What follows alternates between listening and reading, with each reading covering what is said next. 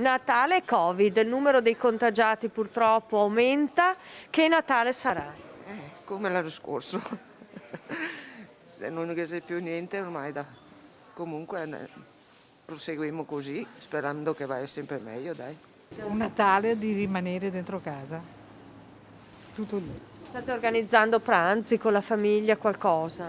Sì, a casa però. Basta stare in famiglia, avere la famiglia vicina è il più importante di tutto. Sì.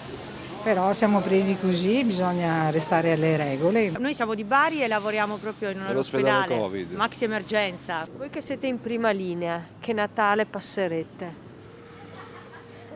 Noi lo passeremo lavorando il Natale, quindi con i pazienti Covid. Siamo lì, facciamo Siamo lì. compagnia a loro. Siamo no positivi, ma speriamo che vada bene, dai. Fiduciosi. Fiduciosi, è vero. Sì, dai. Lei come lo trascorrerà? Già qualche... Famiglia, sì, sì, in casa qui con tutti i miei familiari. A casa tranquillamente, speriamo bene che le vaccinazioni continuino e che tutto si risolva. Speriamo, insomma, dai.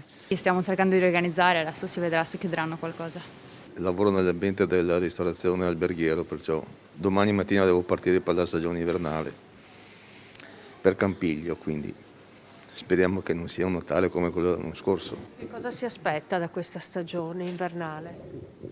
Aspettate, dopo 2 anni che siamo chiusi, spero almeno di arrivare fino a marzo lavorando.